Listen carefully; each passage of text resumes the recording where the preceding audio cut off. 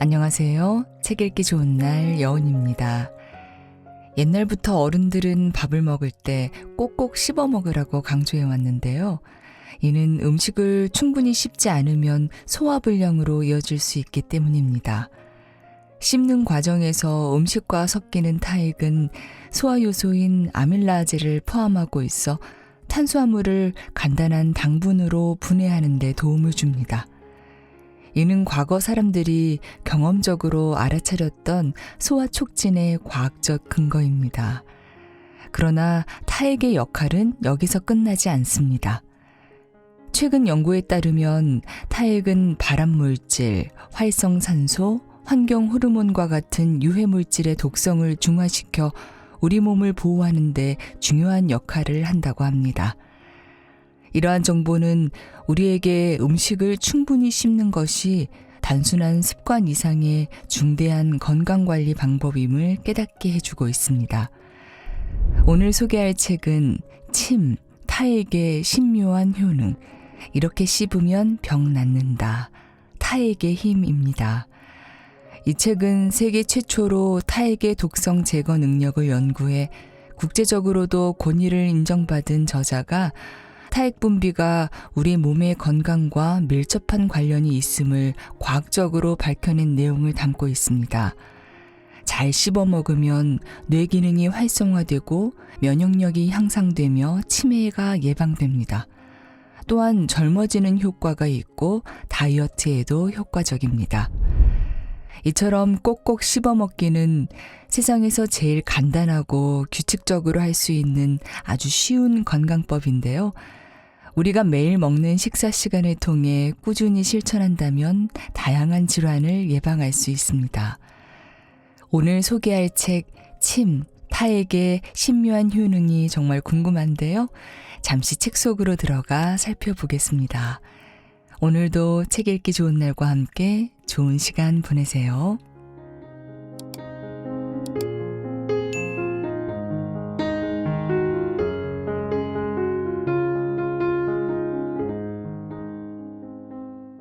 발암물질, 활성산소, 환경 호르몬으로부터 우리 몸을 지켜주는 타액의 놀라운 힘. 예부터 어른들은 식사를 하는 아이에게 꼭꼭 씹어 먹어라 라고 말하곤 했다. 그 이유는 음식이 잘게 부서지지 않으면 소화불량이 생긴다는 걸 경험으로 알기 때문이다. 실제로 음식을 씹는 과정에서 분비된 소화효소 아밀라제가 타액, 침에 섞이고 다시 음식과 섞이면서 소화를 돕는다는 사실이 과학적으로도 증명되었다. 그런데 타액의 역할이 소화에만 한정된 것은 아니다. 이 책에 담긴 연구 결과에 의하면 타액은 발암물질, 활성산소, 그리고 환경 호르몬의 독성을 줄여주어 우리 몸을 보호하는 놀라운 물질이다. 그 결과 면역력이 강해져 100세까지 질병에 걸리지 않고 건강하게 사는 데 도움을 준다. 타액에 대해 연구하게 된 계기는 1980년대 일본에서 식품 첨가물 AF2의 부작용과 생선과 고기의 탄 부위가 인체에 미치는 영향이 알려지면서다. 음식이 입안에서 제일 먼저 타액과 섞인다는 점에 주목해서 연구를 시작했고, 그 결과 그때까지 밝혀지지 않았던 타액의 독성 제거 메커니즘이 밝혀진 것이다. 이후 타액의 독성 제거 기능에 관한 연구가 활발히 진행되었고 타액의 중요성이 더 널리 알려지게 되었다. 그런데 안타깝게도 현대 들어 부드러운 음식 중심으로 식생활이 변화하면서 타액 분비가 줄어드는 현상이 고착되었다. 음식이 부드러우면 많이 씹을 필요가 없어 자연히 타액 분비가 줄어들고 설사 타액이 분비되더라도 음식과 충분히 섞이지 않은 채 목구멍을 넘어가게 된다. 우리의 식탁에 부드러운 음식이 많아지게 된 것은 식품 산업의 지나친 발달 때문이다.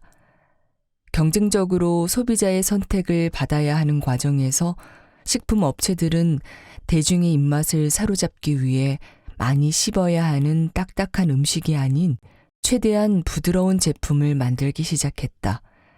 햄버거, 피자, 치킨, 라면, 소시지, 어묵, 짜장면 등 각종 패스트푸드는 몇 번 씹지 않아도 삼킬 수 있을 만큼 부드럽게 만들어진다. 심지어 씹어야 맛이라고 하는 고기마저 최대한 부드럽게 만들기 위해 숙성 과정을 거치거나 각종 첨가물을 투입해 씹기 쉽게 만들어버린다. 그러니 현대인들은 이제 씹는 것쯤은 생략해도 된다고 생각하게 되었다고 해도 과언이 아니다. 자신의 식습관을 한번 되돌아보자. 밥과 반찬을 입에 넣으면 과연 몇 번을 씹는가? 의식적으로 씹지 않으면 채 10번도 안 될 것이다. 라면의 경우 입에 넣는 순간에 삼키는 일도 매우 흔하다. 이렇게 부드러운 음식만 찾다가는 타액이 가진 매우 훌륭한 기능인 독성 제거 능력에 도움을 받지 못하게 된다. 그러면 음식 속 노폐물과 독소가 제대로 제거되지 못해 몸속에 쌓이고 결국 미래의 질병을 예약한 채 하루하루를 보내게 된다. 이제까지 많은 사람이 무엇을 먹어야 건강해지는가에 주목해왔다. 그러나 이와 더불어 어떻게 먹어야 건강해지는가에도 주목해야 한다. 아무리 몸에 좋은 음식이라도 대충 씹어 삼키면 음식 속의 독성 물질이 제대로 제거되지 않을 뿐만 아니라 영양소조차 몸에 흡수되기 좋은 상태로 분해되지 않는다. 타액을 섞으면 왜 독성 물질이 사라지는가? 필자는 타액을 가열하거나 물로 희석하거나 산성이나 알칼리성으로 만들거나 타액에 포함되어 있는 물질을 여과시켜 제거하는 등 여러 가지 처리를 함으로써 타액의 독성 제거 수준을 연구했다. 그 결과 타액의 독성 제거 능력은 가열하거나 산성이나 알칼리성으로 만들면 없어진다는 사실이 판명되었다. 이들 결과로부터 독성 제거 메커니즘에는 어떤 효소가 관계하고 있다고 추정할 수 있었다.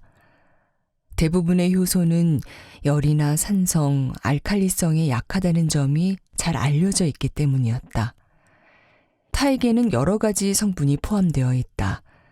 수많은 무기물질과 유기물질 외에도 아밀라아제나 리파아제 등의 소화효소, 그 외 페록시다아제와 같이 활성산소를 제거하는 효소도 있다. 이에 타액을 가열하는 등의 실험을 통해 타액에 포함되어 있는 모든 효소의 독성 제거 작용을 조사하기로 했다. 여기에서 제시된 타액의 주요 성분 가운데 효소는 총 4종류가 있는데 리파아제, 아밀라아제, 푸티알린, 그리고 페록시다아제다. 타액을 직접 사용하는 대신 시중에 판매되고 있는 이들 효소를 약품 회사에서 구입해 각 변이원의 특이 원성에 어떤 작용을 하는지 실험해 보았다. 그 결과 3가지 소화효소에서는 독성의 제거 작용을 찾아볼 수 없었지만 페록시다아제만은 강한 독성 제거 작용이 있음을 알 수 있었다. 그래서 타액의 독성 제거 메커니즘의 주요 부분은 페록시다아제와 같은 활성산소 제거 효소에 의한 반응이라는 점을 의심할 여지가 없었다. 이들 연구 결과로부터 타액의 독성 제거 작용은 변이원과 발암물질이 세포 내에 발생시키는 활성산소를 제거하는 메커니즘을 통해 이루어짐을 추정할 수 있었다. 활성산소는 사람의 건강에 커다란 악영향을 끼치는 주범으로 주목받고 있다. 특히 동맥경화, 당뇨병, 심장병, 폐기종, 백내장 등 생활습관병의 주요 요인으로 지적되고 있으며 노화에도 밀접한 관련이 있음이 판명되었다. 잘 씹으면 어떤 효과가 있을까? 씹으면 뇌 기능이 활성화된다. 음식을 잘 씹으면 뇌 기능이 활성화된다. 뇌 속에는 신경세포의 성장을 촉진하는 호르몬이 분비되는데 잘 씹음으로써 그 호르몬의 분비가 활발해진다는 사실이 밝혀졌다. 이 호르몬에 의해 세포의 성장이 촉진되고 이는 뇌신경을 발달시켜 뇌 기능을 활발하게 만든다. 여기서 음식물을 잘 씹으면 뇌 기능이 활성화된다는 사실을 실험으로 증명한 사례를 소개하겠다. 이 실험을 실시한 이는 도쿄 의과 치과대학 명예교수 구보타 긴지로 박사다. 그는 당시 개발된 특수 카메라를 이용해 뇌의 여러 부분의 혈액 흐름을 모니터할 수 있었다. 구보타 박사는 이 카메라를 통해 건강한 18세에서 40세까지의 남녀 12명의 혈류를 측정해 두었다. 그리고 그들에게 껌을 일정 시간 씹게 한 후 다시 측정해 그 차이를 살펴보는 실험을 했다. 결과는 껌을 씹음에 따라 피검자 전원의 뇌 각 부위에서 혈류량이 증가했다. 많은 경우에는 25에서 28%, 적은 경우에는 8에서 11%가 상승했다. 뇌에서의 혈류량 증가는 뇌 신경세포의 대사가 활발해져 뇌의 각 부위 모세혈관이 확장되었기 때문으로 추정되었다. 일반적으로 이 뇌 혈류 증가율은 고령자보다 젊은 사람이 더 높다고 한다. 또한 틀니라도 음식물을 잘 씹어 먹는다면 뇌 기능을 자극하는 데 아주 유효하다고 한다.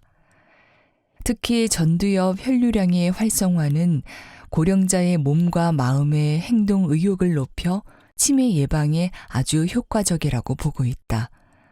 또한 유아기와 초등학교 시기의 아동들이 음식물을 잘 씹어 먹게 되면 뇌의 국소에서 혈류가 높아져 뇌 기능 발달에 효과적이며 공부를 잘하는 똑똑한 아이가 된다고 한다.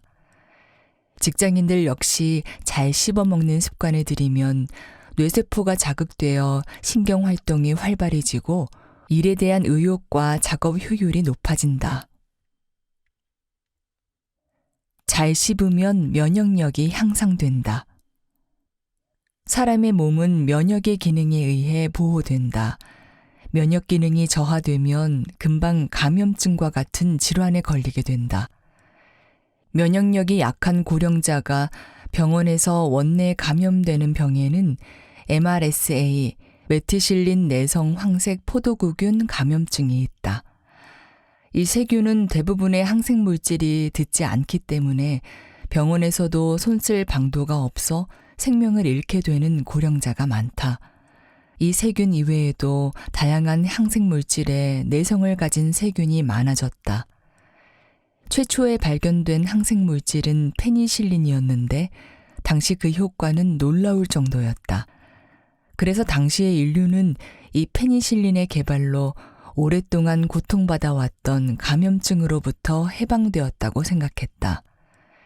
그러나 후에 이 생각은 너무 안이한 것이었음이 판명되었다. 페니실린에 내성을 가진 세균이 등장해 더 이상 듣지 않게 되었기 때문이다. 그 후 스트랩토마이신, 테트라사이클린, 암피실린 등 수많은 항생물질이 개발되었지만 어떤 항생물질에도 내성균이 출현해 더 이상 효과를 보지 못하는 일이 되풀이되었다. 이렇듯 내성균이 나타나는 것은 세균이 돌연변이를 일으키기 때문이다. 세균과 같은 미생물은 가혹한 환경에서도 살아남을 수 있도록 유전자 DNA를 조금씩 변화시켜 환경에 적응하려고 애쓰는데 이러한 시스템이 매우 탁월하여 결코 만만하게 볼 상대가 아니다. 그런데 음식물을 잘 씹지 않으면 이렇듯 중요한 면역력이 약화된다. 타액에는 면역과 관련된 물질이 혈액보다 훨씬 많이 들어있으며 인플루엔자 바이러스 등과 같은 바이러스를 퇴치하는 기능도 있기 때문이다. 그러므로 감기에 걸렸는지 의심될 때에는 음식물을 잘 씹어 입속에 타액을 많이 분비해야 한다. 감기에 막 걸렸을 때 껌을 씹어 타액을 많이 분비하면 예방이 된다는 사실은 일반인에게도 이미 잘 알려진 상식이다. 2003년 중국과 그 주변 국가에서 갑자기 발생한 사스, 급성 호흡기 증후군은 세계 각지에서 맹위를 떨쳤다. 일본을 포함한 인근 국가에서는 환자를 격리하는 등 예방책을 취했다. 후에 사스의 종식 선언이 나오기는 했지만 하루라도 빨리 유효한 백신의 개발이 필요한 실정이다. 앞에서 타액은 인플루엔자 바이러스에 효과가 있다고 했는데 사스 바이러스에도 효과가 있는지는 장담할 수 없다. 그러나 면역력을 높이고 예방하자는 차원에서 음식물을 평소에 잘 씹어 먹는 것은 어떨까? 또한 평상시 입속은 박테리아로 가득한데 이들 박테리아가 치아 주변에 부착하게 되면 충치나 치주염이 발생하게 된다. 타액에는 이들 박테리아의 부착을 방해하는 면역 물질도 포함되어 있다. 그러므로 잘 씹어 먹으면 타액의 분비가 증가해 충치나 치주염을 예방할 수 있다. 또한 고칼로리 식품을 제대로 씹지 않고 단시간에 섭취하면 면역 기능이 저하된다는 사실이 알려졌다. 면역력이 저하되면 면역 시스템이 잘 작동하지 못하게 되어 몸을 충분히 보호할 수 없게 되고 병에 쉽게 걸리게 된다. 이는 다시 말해 저칼로리의 딱딱한 음식을 잘 씹어 먹으면 면역력이 향상되고 병에 잘 걸리지 않는 몸이 된다는 뜻이다. 노인성 치매가 예방된다.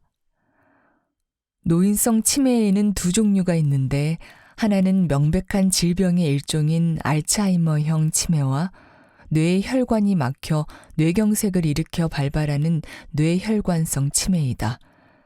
이러한 병적 치매는 자신의 과거 경험 모두를 완전히 잊어버리고 인격이나 사고력까지 장애가 발생해 자신이 치매라는 사실조차도 느끼지 못하는 상태까지 이르게 된다. 또 다른 하나는 병이 아닌 노화 현상에 따른 것으로 혈관에 이상은 없으나 뇌 자체가 위축되어 위축성 치매라고 부른다. 노화 때문에 깜빡깜빡하는 정도가 심해져 치매 상태에 이르는 것이다.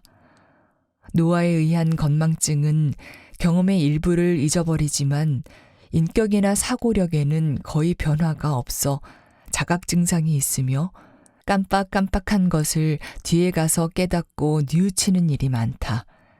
그리고 이 두 형태가 섞인 혼합형 치매도 있다. 누구나 가능하다면 이러한 치매에 걸리지 않았으면 하고 바랄 것이다. 과연 치매에 대한 예방법은 없는 것일까? 뇌혈관이 관계하는 알츠하이머형 치매에 대해서는 현재 연구가 활발하게 진행되고 있으며 치료약, 예방약의 개발도 이루어지고 있어 가까운 미래에 획기적인 치료법이 나올 것으로 기대된다. 그런데 이 알츠하이머형 치매의 원인으로 알루미늄설이 제기되고 있다.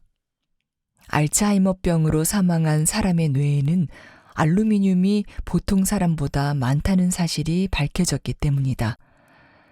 그러고 보면 알루미늄은 최근 음식물 포장 용기로 엄청나게 사용되고 있다.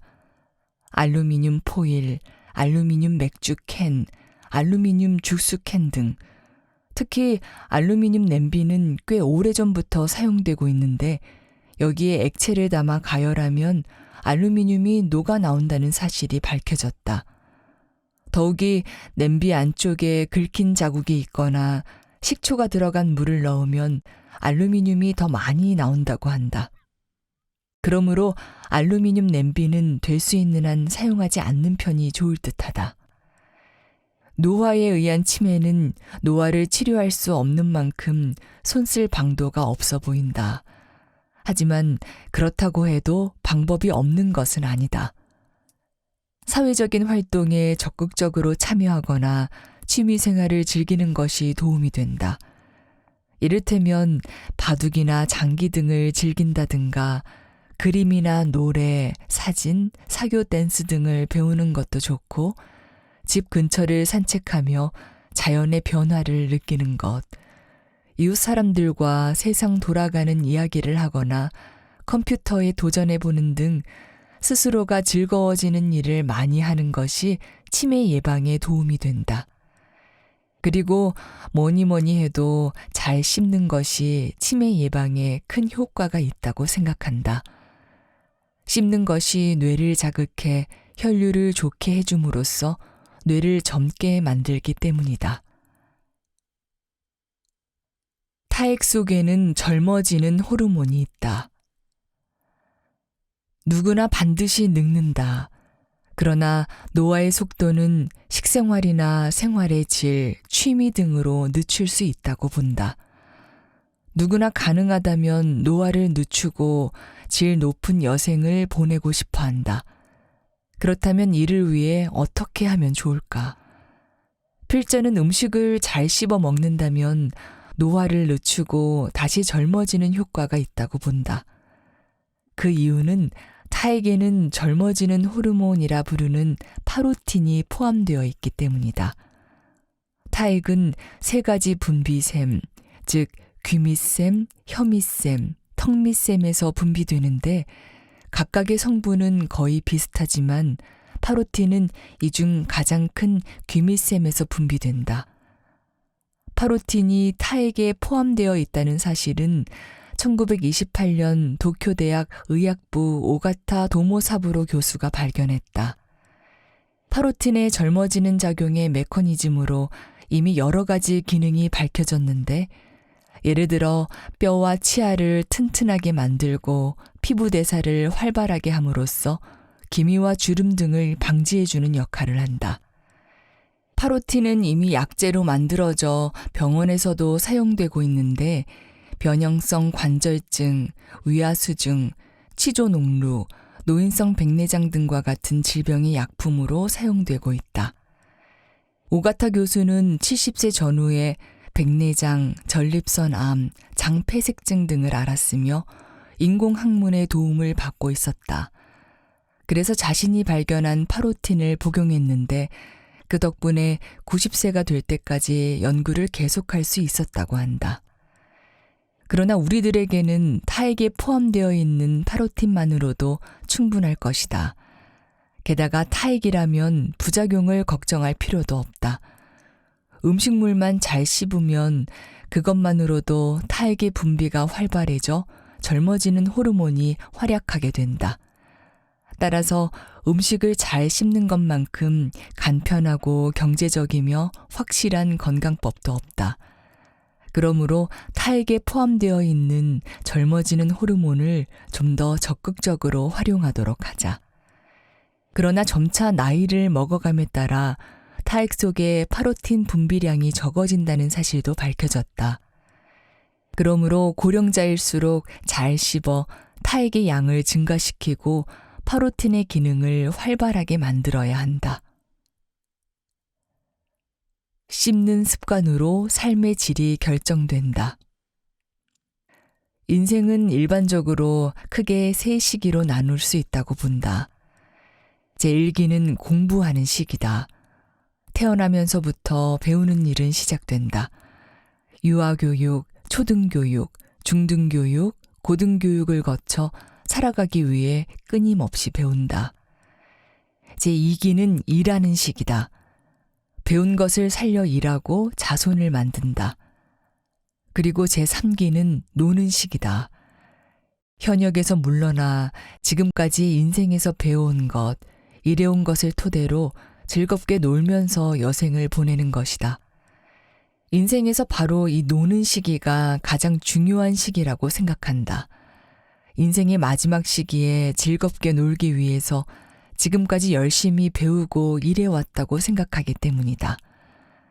인생을 즐기는 방법은 사람마다 다르겠지만 우선 건강하지 않으면 즐길 수 없다는 것만큼은 확실하다. 병원을 다니거나 내내 병석에 누워만 있어서는 결코 즐길 수 없기 때문이다. 제3기의 생활의 질이야말로 그 사람의 인생의 가치를 결정하게 되는 것은 아닐까. 여기에서는 잘 씹는 습관을 철저히 지켜 건강을 유지하고 있는 고령자 한 사람을 소개하고자 한다. 99세의 나이까지도 산악 스키어로 활약했던 미우라 게이조 씨는 프랑스 몽블랑의 최대 빙하인 발레 블랑쉬의 활강에 성공한 사람이다. 그는 부드러운 음식만을 선호하는 시대의 음식 문화를 결코 따라가지 않고 옛날부터 이어져 온 전통적인 식사를 고집하고 있다. 매일 현미밥을 주식으로 식사하면서 음식물을 입안에 넣고 삼킬 때까지 60회 이상을 씹고 식사 시간을 30분 이상 배정해 천천히 즐기듯 식사한다고 한다. 독자 여러분은 이러한 미우라 씨의 식습관에 깜짝 놀라겠지만 옛날에는 이런 식습관이 일반적인 것이었다. 미우라 씨의 건강 비결은 이외에도 여러 가지가 있겠지만 이처럼 꼭꼭 씹어먹는 습관 또한 그의 건강을 유지하는 중요한 요인이 되었다는 사실만은 분명하다. 틀니로도 꼭꼭 씹으면 타액의 효과는 동일하다. 건강하고 충실한 제3기를 맞이하기 위해서는 젊었을 때부터 건강관리에 특히 신경을 써야 한다.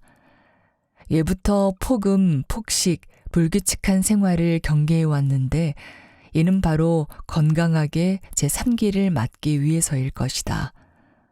오랜 연구를 통해 건강을 지키기 위한 식사법에 대한 새로운 사실이 밝혀졌다. 이는 음식을 잘 씹는 것이다. 그리고 가능하다면 농약을 치지 않고 인공 화학 물질이 첨가되지 않은 자연식품을 많이 먹는 것이 건강을 위한 길이다. 하지만 현대인의 주변에는 온갖 수상쩍은 음식들로 가득 차 있다. 이런 음식들을 먹지 않을 수는 없는 상황이므로 누구나 매일 먹고 있는 음식에 일말의 불안감을 느끼면서 식생활을 영위하고 있다.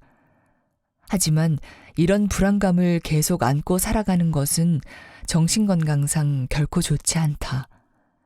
그렇다면 이에 대한 좋은 대처 방법이 없는 것일까?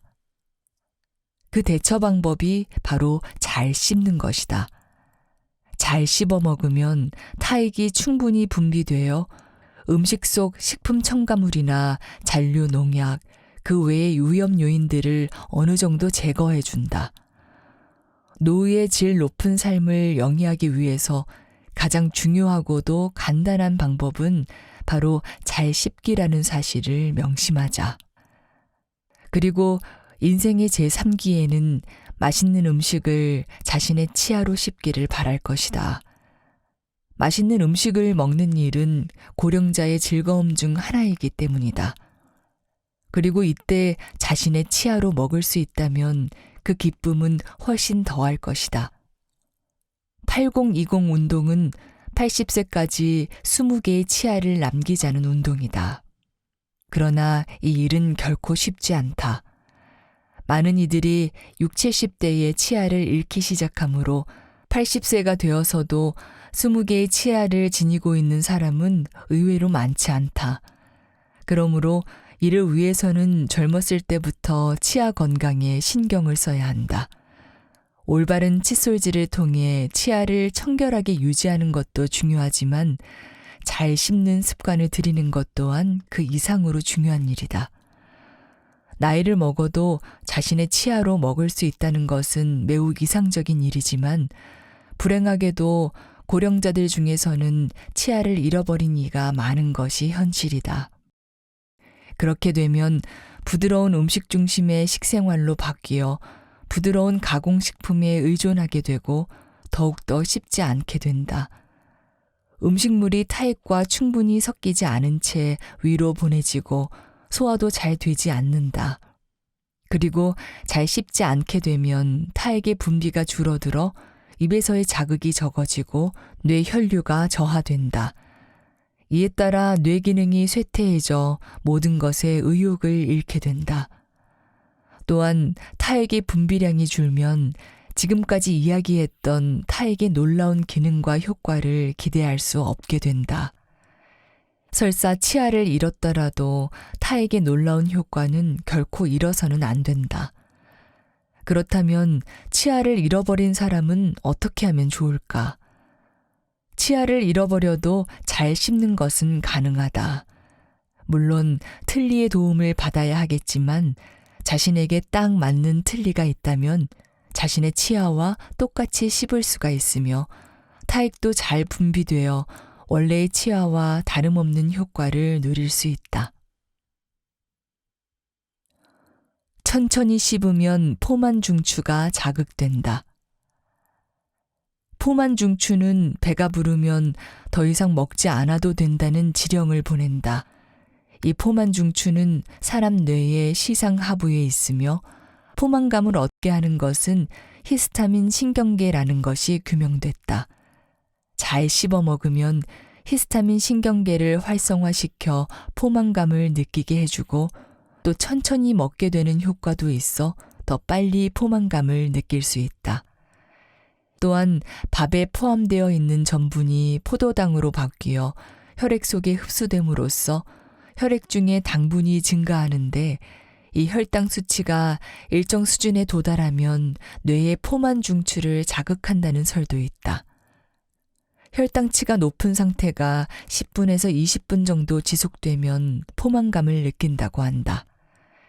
그러나 잘 씹지 않고 빨리 먹거나 물이나 주스, 우유로 음식물을 삼켜버리게 되면 포만 중추가 미처 작용하기도 전에 이미 과식하게 되므로 쉽게 비만이 된다. 만일 씨름 선수처럼 빨리 살을 찌우고 싶다면 포만 중추를 자극하지 않도록 잘 씹지 않고 음식물을 삼켜버리듯 먹는 것이 좋을 것이다. 하지만 살이 찌는 것이 싫다면 포만 중추가 빨리 작용하도록 식사 시간을 충분히 갖고 천천히 잘 씹어 먹으면 된다. 이렇듯 포만 중추는 과식을 억제해주는 기능을 하는데 이런 점에서도 인체의 놀라운 구조에 새삼 감탄하게 되며 음식물을 잘 씹어 먹는 일의 중요성을 다시금 절실하게 느끼게 된다. 소식하면 의사가 필요 없다는 말이 있다. 이 말은 잘 씹어 먹으면 적게 먹어도 포만감을 느끼게 되고 병에 잘 걸리지 않는다는 사실을 의미하는 것이기도 하다. 얼굴 근육이 발달해 표정이 풍부하고 매력적이 된다. 중년이 되면 얼굴 근육이 늘어지거나 붓고 이중턱이 되기도 하는데 이런 고민은 특히 여성에게 많은 듯하다.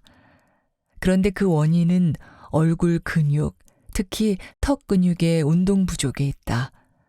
이를 해소하기 위한 가장 효과적인 방법이 잘 씹어 먹는 것이다. 얼굴 처짐, 부종, 이중턱의 예방을 위해서 음식물을 30회 이상 씹도록 하자.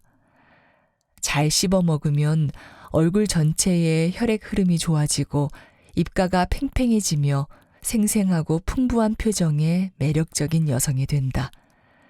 게다가 잘 씹어 먹는 사람은 살이 찌지 않아 균형 잡힌 몸매를 가지게 되므로 얼굴도 몸매도 아름답다. 주변 사람들을 둘러보면 나이보다 젊어 보이는 사람이 있는가 하면 반대로 나이보다 늙어 보이는 사람이 있다. 또 몇십 년 만에 동창회에서 만나는 그리운 친구들 중에는 젊어 보이는 사람과 늙어 보이는 사람이 있다. 같은 나이임에도 이렇게 차이가 나는 이유는 왜일까? 물론 그 원인에는 여러 가지가 있다. 먼저 유전적 요인으로 젊어 보이는 각의 혈통이 있을 수 있다. 그리고 밝고 즐거운 사람은 그렇지 않은 사람보다 젊어 보인다. 스트레스를 많이 받는 일이나 생활을 하고 있는 사람은 그렇지 않은 사람에 비해 빨리 늙을 가능성도 있다. 그리고 환경과 식생활 등도 관련이 있다. 예를 들어 영양을 골고루 섭취하는 사람은 그렇지 않은 사람보다 젊게 보인다. 그리고 역시 음식물을 잘 씹어 먹으면 젊어 보인다. 잘 씹어 먹으면 얼굴 근육이 발달해 풍부한 표정을 만들며 노화를 예방해 주기 때문이다. 노화의 주요한 원인이 활성산소라는 사실은 이미 앞에서 밝혔다.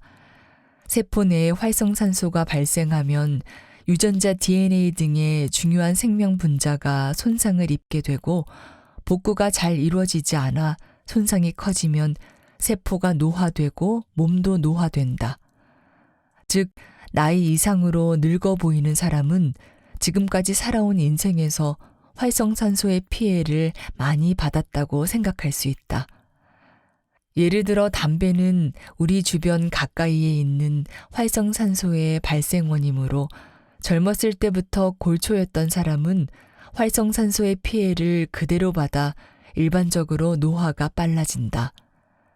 그러나 인생에는 모든 요소가 복잡하게 얽혀 있으므로 동안으로 보이는 이유 역시 결코 단순하지만은 않다.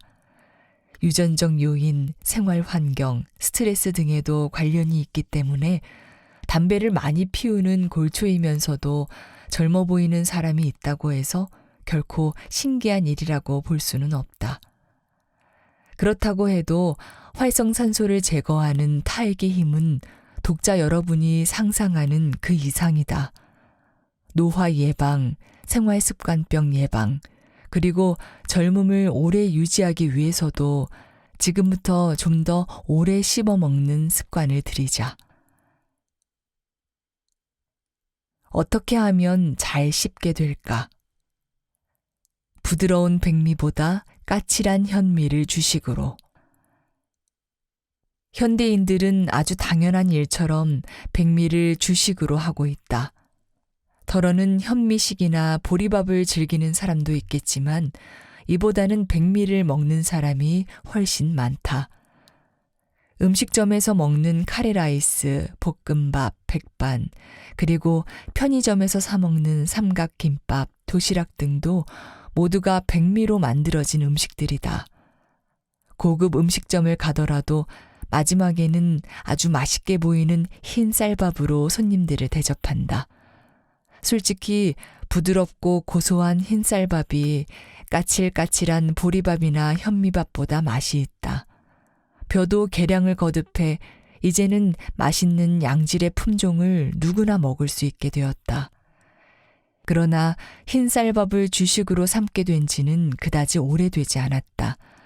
쌀이 남아돌아 경작할 논을 줄이게 된 것이 1970년 이후이다. 그 전까지는 당연히 보리밥과 현미밥이 주식이었다. 현미와 배아미는 잘 씹지 않으면 삼키기가 힘들다. 필자의 경우는 거의 30회 정도는 씹어야 무리 없이 넘어간다고 생각된다. 만약 현미를 백미처럼 잘 씹지 않고 넘긴다면 위에 큰 부담이 가해지기 때문에 위가 별로 좋지 않은 사람이라면 위장장애를 일으킬 가능성이 있다. 따라서 현미식은 잘 씹는 습관을 들이기 위한 이상적인 음식이라고 할 수 있다. 게다가 현미는 씹으면 씹을수록 쌀 고유의 고소한 맛을 느낄 수 있으므로 일단 현미식을 시작하게 되면 계속 먹게 된다는 사람도 많다. 연한 고기보다 씹는 맛을 즐길 수 있는 식단으로. 스테이크나 불고기, 전골에 들어있는 쇠고기가 맛있는지를 따지는 조건 중에 고기가 연한지에 대한 것도 있다. 고기를 먹었을 때 연해서 맛있다고 말하지 결코 즐겨서 맛있다고는 하지 않는다. 분명 사람들은 질긴 고기를 별로 좋아하지 않는다. 그렇다면 맛있는 것은 꼭 입에 살살 녹을 정도로 연해야만 하는 것일까? 그렇지 않다고 생각한다. 어느 정도 씹는 맛이 있어야 맛있는 고기라 할 수 있다. 연한 스테이크라고 해도 씹는 맛이 있어야 한다. 사실 이런 연한 고기에는 숨겨진 비밀이 있다. 미국에서는 고기를 연하게 만들기 위해 식육소에 여성 호르몬을 투여해 왔다. 사용된 여성 호르몬에는 천연형 여성 호르몬과 합성형 여성 호르몬이 있다. 여성 호르몬을 사용하는 이유는 다음 두 가지 때문이다. 빨리 살찌우기 위한 비육 촉진 효과, 연한 고기를 만들기 위한 육질 개선 효과. 이렇게 여성 호르몬을 사용함으로써 연한 쇠고기를 보다 빨리 출하할 수 있게 된다. 그런데 호르몬제가 사용된 쇠고기는 과연 안심하고 먹을 수 있는 것일까? 이에 대해 경종을 울리는 보고가 있다.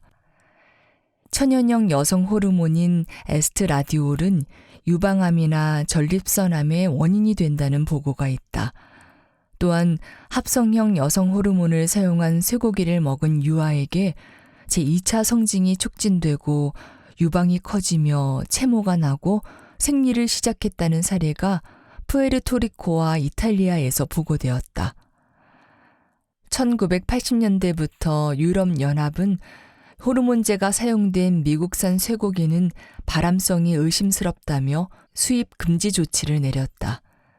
이에 대해 미국이 보복 조치로 EU산 제품에 대해 1억 달러 상당의 관세를 매김으로써 소위 호르몬 전쟁이라 부르는 사태로까지 발전했다. 그 후 EU는 호르몬제를 사용하지 않은 쇠고기라면 수입을 허가하겠다고 합의하는 데 이르렀다. 현재 EU는 담당관을 미국에 파견해 생산 및 유통 단계에서 호르몬제 사용의 유무를 확인하고 증명제도를 만들어 그 증명이 있는 쇠고기만 수입하는 엄격한 체제를 구축하고 있다. 일본 시장에 나와 있는 쇠고기의 60%는 미국이나 호주산 쇠고기에도 호르몬제가 사용되고 있다. 미국이나 호주 등에서 수입된 것이므로 일본인 대부분이 이런 호르몬제가 투여된 쇠고기를 먹고 있다고 봐도 무방하다. 어쨌든 호르몬제로 연하게 만든 고기를 맛있다고 먹고 있다니 이는 정말 안타까운 일이다. 슈퍼마켓이나 백화점 지하 식품 매장의 쇠고기 코너에서는 일본산이라는 점을 강조한 쇠고기도 진열되어 있다. 고베 쇠고기나 마스사카 쇠고기처럼 맥주를 먹여 사육한 최고급 쇠고기가 판매되고 있다. 그러나 이들 쇠고기의 산지 위조는 아주 오래전부터 관행처럼 행해지고 있었다. 값이 싼 쇠고기와 교묘하게 섞어 얼마나 잘 위장하는가가 정육점 주인의 솜씨를 판가름하는 기준이 될 정도이다. 이와 같은 속임수는 규제가 허술한 탓에 빈번하게 일어나고 있으며 소비자들은 속을 수밖에 없다. 이러한 상황을 개선하기 위해서는 정부의 엄격한 규제와 업자들의 양심적 태도가 요구된다. 아무리 연한 고기가 맛있다고 해도 소, 돼지, 닭과 같은 육류는 씹는 맛이 있어야 하는 음식이고 잘 씹어 먹어야 하는 음식이다. 잘 씹으면 고기의 단백질이 타액의 단백질 분해 효소에 의해 아미노산으로 분해되어 몇 배나 더 맛있게 느껴진다. 그리고 발암성의 메커니즘에서는 활성산소가 관련되는 경우가 많으므로 잘 씹으면 타액의 활성산소 제거 효소가 작용해 시중에 판매되고 있는 고기가 지니고 있는 여러 가지 위험성에서 어느 정도 몸을 보호할 수 있게 된다. 씹는 것의 대명사, 껌의 효과. 껌은 잘 씹는 습관을 들일 수 있고 껌을 씹음으로써 치아에 부착된 음식물 찌꺼기를 제거할 수 있다는 이점이 있다. 그런데 껌을 씹고 있으니 칫솔질은 안 해도 된다고 하는 사람이 있다면 이는 잘못된 생각이다. 치아와 치아 사이에 낀 음식물 찌꺼기는 껌만으로는 제거되지 않는다. 그러므로 치아 사이에 낀 찌꺼기를 제거하기 위해 양치질을 충실히 해야 하며 치간 칫솔도 때때로 사용하는 것이 좋다. 입이 심심할 때나 담배를 피우고 싶을 때 대신 껌을 씹는 것도 괜찮을 것이다.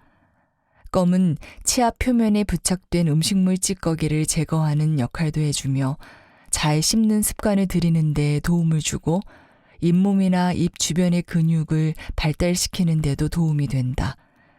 잘 씹으면 타액의 분비가 활성화된다는 사실은 껌 씹기 실험을 통해서도 증명되었다. 판매되고 있는 껌에는 당, 산미료, 향료 등이 포함되어 있어 타액의 분비에 영향을 미칠 가능성이 있으므로 이런 성분들을 제외하고 껌 베이스만으로 된 껌을 피험자들에게 씹게 하였다. 껌 베이스의 양이 많을수록 씹는 횟수가 많아졌다. 이렇게 껌 베이스의 양과 타액의 분비량을 조사한 결과 잘 씹으면 타액의 분비량이 씹지 않았을 때에 비해 최대 약 4배까지 증가한다는 사실을 보여주고 있다.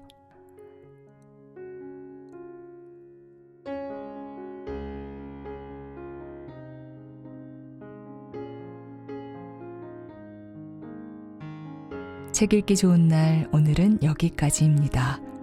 안온하고 포근한 시간 보내세요.